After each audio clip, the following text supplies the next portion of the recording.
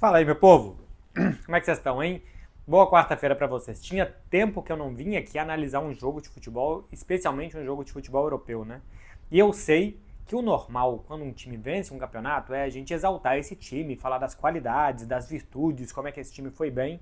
Mas cá entre nós, eu tô sentindo, porque eu não sei muito bem como é que as frases vão terminar, normalmente é assim que eu funciono, mas eu tô sentindo que esse vídeo vai ser muito mais de críticas ao Tottenham do que de aplausos ao Paris Saint-Germain. Acho que o Paris Saint-Germain merece todos os aplausos e os méritos pelo que ele fez na temporada passada,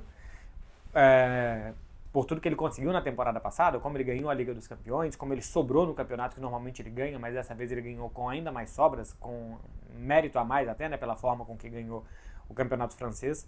Mas neste jogo contra o Tottenham, a gente viu um Paris Saint-Germain que não teve a inspiração, que não teve a capacidade de jogar como das outras vezes, por um motivo muito óbvio que tem que ser levado em consideração, que o Paris Saint-Germain tinha uma semana de pré-temporada. Então era de se esperar muito pouco do Paris Saint-Germain. Quando o Tottenham faz 2-0, a sensação é que o jogo está liquidado, porque nos duelos físicos, nas disputas, nos 1 contra 1, era muito nítida a dificuldade que os jogadores do Paris Saint-Germain tinham. Então era muito normal que eu viesse aqui depois para falar que o Tottenham ganhou, porque o Paris Saint-Germain não teve chance de competir. Porque o Tottenham voltou de férias, boa parte do grupo, no dia 5 de julho, e até o meio de julho todo mundo já tinha voltado. São 3 semanas mais de pré-temporada do que os jogadores do Paris Saint-Germain. Então era muito normal que o Tottenham estivesse no nível físico e até tático, apesar de ser um novo técnico, o Luiz Henrique já tem na sua equipe padrões muito mais bem definidos, mas que o time estivesse mais bem preparado para esse jogo, e era um título muito mais importante para o Tottenham, que dificilmente ganha alguma coisa, do que para o Paris Saint-Germain, que ganhou tudo na temporada passada e que normalmente ganha os seus títulos domésticos. Então acho que o mérito do Paris Saint-Germain nesse jogo é não ter desistido, apesar de tão pouco tempo de férias, ter conseguido competir fisicamente, feito um gol aos 49 do segundo tempo, um gol aos 40 do segundo tempo, a fé desse time, a gana desse time, a vontade de vencer do Paris Saint-Germain, eu acho que esses são os méritos e os pontos a se enaltecer do Paris Saint-Germain ganhando o primeiro título da temporada. Mas, e acho que aqui começa o que eu vou falar do Tottenham, um time que está treinando há um mês mais do que o outro, há vários jogadores que chegaram depois, 3 semanas mais do que o outro, não pode ter a postura que o Tottenham teve depois dos 22 minutos do segundo tempo. E por que que esse minuto exato, os 22 minutos do segundo tempo, são um marco? Porque aos 22 minutos do segundo tempo é a primeira vez que o Paris Saint-Germain finaliza na segunda etapa. No primeiro tempo foram 9 finalizações do Tottenham contra 4 do Paris Saint-Germain. E no segundo tempo o Paris Saint-Germain finalizou 8 vezes, todas elas depois do minuto 22 do segundo tempo. A sensação que eu tenho é que o Tottenham ficou com medo de ser campeão.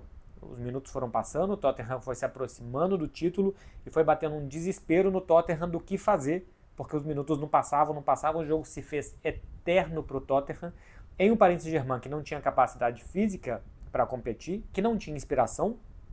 É um gol de rebote e um outro gol que o Dembélé cruza muito bem, mas é uma jogada que o Paris Saint-Germain está jogando a bola de um lado para o outro para cruzar a bola na área, porque foi isso que conseguiu fazer, né? O Paris Saint-Germain não teve a capacidade física que a gente viu na temporada passada, de ganhar duelos, de dobrar jogadores, de achar passes em posições indefensáveis para a defesa adversária, de confundir a marcação do adversário. O Paris Saint-Germain não teve nada disso. O que ele conseguiu fazer foi rondar a área do Tottenham, depois dos 20, 30 minutos finais do jogo, rondar a área do Tottenham para tentar fazer cruzamentos e ver o que podia aparecer desses cruzamentos para a área. E o Tottenham acho que teve uma postura muito ruim de se jogando para trás, porque a tática que estava dando certo era uma tática que exigia mais fisicamente do Paris Saint-Germain. Quando você vai propor um tipo de jogo físico, você vai marcar o adversário lá em cima, porque o adversário tem que correr muito para se antecipar, tem que correr muito para a bola na frente, para sair jogando desde atrás. A margem de erro é zero. Então, se você tentar um passe mais arriscado e seu jogador perder uma dividida porque chegou atrasado, porque chegou um pouco menos inteiro na bola e o mau domínio que pode fazer, gera muito mais erros do adversário. O Tottenham que dá certo, o Tottenham do primeiro tempo e em algum momento do segundo tempo, que competiu bem contra o Paris Saint-Germain, fez isso. A partir do momento que ele para de planejar um jogo físico para que vire um jogo de ataques posicionais do Paris Saint-Germain, girar a bola de um lado para o outro, isso um time cansado, isso um time sem pernas como o Paris Saint-Germain aparentava estar, e terminou o jogo sem parecer estar cansado, porque esse tipo de jogo de girar a bola de um lado para o outro, com domínio total da bola no campo de ataque, que o Paris Saint-Germain sabe fazer muito bem, esse não é um jogo físico, esse é um jogo técnico. E nisso o Paris Saint-Germain se dá muito bem contra o Tottenham, e nisso pode aparecer a qualidade do Dembélé para fazer o cruzamento, do Lee para fazer aquele chute de fora da área, e de alguma outra jogada individual que poderia ter acontecido. Existe um erro do Tottenham conceitual de parar de deixar o jogo físico. E fora o desespero que o Paris Saint-Germain gera nos seus adversários, por tudo que fez na temporada passada, de a partir do momento que está atacando, que você vê que a água está entrando no barco, esse desespero gerou no Tottenham uma incapacidade de manter posse de bola, de marcar a frente, de morder o Paris Saint-Germain, de trazer problemas físicos para o Paris Saint-Germain. E aí, quando você não tinha mais a questão física em campo, que sobrou só a técnica, o Paris Saint-Germain engoliu o Tottenham nos minutos finais. Eu acho curioso que vira e mexe aqui no canal, por eu falar muito do Barcelona, tem a discussão. Será que a defesa alta do Barcelona não é um risco? Será que não é melhor jogar com a defesa baixa em determinados jogos e tal? Tá aí a resposta, né? Enquanto o Tottenham jogou com a defesa mais alta, com a defesa mais exposta e marcando o Paris Saint-Germain lá em cima, o time foi bem, porque ele propôs um jogo que o Paris Saint-Germain não estava confortável para fazer. A partir do momento que jogou atrás, não soube se defender atrás contra o Paris Saint-Germain e tomou os 2 gols, e se tivesse mais 5 minutos, a sensação é que tomaria mais um gol e o jogo nem para os pênaltis iria. Então, ficar com a defesa muito avançada é um risco, mas também ficar todo lá atrás também é um risco. A gente nunca sabe o que vai dar certo, o que vai dar errado. O certo é que você tem que ter segurança no que você está fazendo. Pode até perder o jogo, mas se você tem segurança no que você está fazendo, pelo menos você tem um controle da situação, você sabe pelo que você está fazendo aquilo. O Tottenham se auto-empurrou para trás, porque nem acho que foi tanto o Paris Saint-Germain assim que empurrou o Tottenham para trás, porque não tinha essa capacidade física o Paris Saint-Germain de competir, de ganhar os duelos, de ganhar as divididas, de ganhar os rebotes e tal. Foi o Tottenham que foi se apequenando e indo para trás, e o Paris Saint-Germain se aproveitou disso para fazer os 2 gols, e como eu disse, faria mais se tivesse mais tempo. Então esse é um vídeo para falar que o Tottenham perdeu a Supercopa, era muito mais importante para o Tottenham, pela escassez de títulos que esse time tem, pela necessidade que tinha de ganhar, e acho que tinha a diferença entre os dois times poderia ser muito mais equilibrada pelo fator físico, que o Tottenham deveria ter melhor do que o Paris Saint-Germain. O Tottenham perde e o Paris Saint-Germain ganha, por outro lado, mas se fosse para dizer o Tottenham perdeu, o Paris Saint-Germain ganhou, eu acho que é mais o Tottenham que perde, mas é claro que o Paris Saint-Germain do outro lado tem o fator luta, não desistir, todo título é título, todo título é importante, toda bola é importante. Foi assim que esse time foi construído, né? É muito o espírito de Luiz Henrique, de lutar, de que tudo vale, de que tudo importa. É um técnico que tem a capacidade tática de montar os seus times, mas também existe no time do Luiz Henrique, quanto mais Luiz Henriquiano um time é, mais esse time luta e menos esse time desiste, e mais físico esse time é. Então tem muito da impressão digital. A impressão digital que a gente fala em português? É, né? Agora eu não lembro mais em castelhano. Acho que é a impressão digital do técnico no time.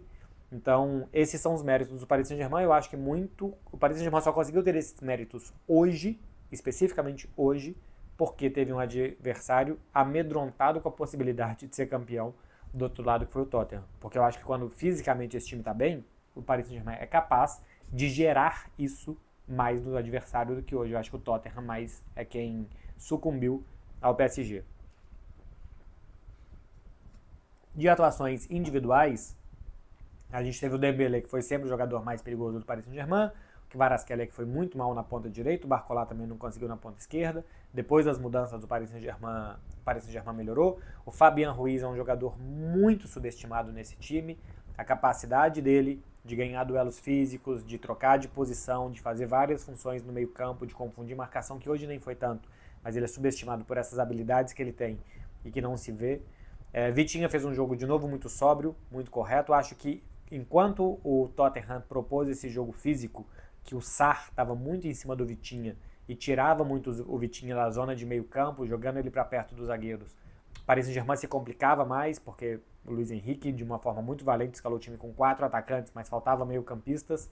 Então o Vitinha, quando tinha que recuar muito para fugir da zona do Sarr, que marcava ele na zona de meio campo, ele perdia um pouco a relevância dele no meio campo de organizar, ia jogar quase que como um quarterback lá perto dos zagueiros, mas fez um jogo de novo bastante correto. E o Chevalier, o goleiro que chega para substituir o Donnarumma, fez algumas boas intervenções. No gol do Tottenham, inclusive, ele faz uma boa defesa e depois no rebote acaba saindo. Falha bastante no segundo gol, né? O gol do Couto Romero era uma bola bastante defensável e que ele acaba falhando e depois acaba pegando muito bem um pênalti para manter o Paris Saint-Germain. Na verdade, não nem manter, né? Para que depois que o pênalti que ele pega, o Lee marca e pela primeira vez o Paris Saint-Germain passa à frente em toda a partida, porque durante os 90 minutos não esteve, depois do pênalti perdido pelo Vitinha sempre esteve atrás do Tottenham, para depois sair campeão. Esse jogo acho que diz pouco sobre a temporada. Os times vão mudar muito, o Paris Saint-Germain vai ter muito tempo para treinar, para melhorar em relação à temporada passada. Vamos ver o que o Tottenham vai conseguir fazer. Me parece que o Tottenham precisa de reforços ofensivos. O Richarlison fez um jogo bastante ruim, muito ruim mesmo. Tá certo que muitas vezes estava sozinho no ataque, muito isolado. O Kudus estava sempre bastante longe dele. 3 volantes no meio campo, né? Com o Sarr, que é até um jogador de bom manejo de bola, mas que estava muito entregue à marcação. Betancourt, a mesma coisa. Então, era um time mais marcador e pegador, o Tottenham, que isolava o Richarlison, mas nas ações de 1 contra 1, as ações individuais dele, teve uma hora que ele meio que pisou na bola, um cruzamento pro nada. Pouca coisa conseguiu produzir o Richarlison, mais ou menos na atuada que ele já vem mostrando há mais tempo. Time que perdeu o Maddison por muito tempo, que perdeu o Son, que era a grande referência, ou pelo menos o principal jogador técnico desse time. Vai precisar contratar, vai precisar demais o Tottenham para a temporada. Só teve o Solanke no finalzinho do jogo, o Matistel ainda é um jogador em desenvolvimento, mas a gente viu pouco recurso ofensivo tirando as bolas paradas do Tottenham. Acho que vai precisar de mais coragem. Para ganhar coisas é preciso de mais coragem do que o Tottenham conseguiu demonstrar. É isso, meu povo. De Paris Saint-Germain campeão do primeiro título da temporada contra o Tottenham, que não conseguiu ser calmo o suficiente para ser campeão, um título que estava nas suas mãos. Faltou hoje o estudo da Bundesliga, fica para amanhã, simplesmente porque tinha jogo hoje e eu fiquei por conta de ver o jogo e de fazer o vídeo. Então amanhã tem vídeo da Bundesliga também. Você faz favor, se você chegou até aqui, para se inscrever no canal, para dar um like, porque aparentemente você gostou. Valeu, gente. Até mais, hein? Tchau, tchau.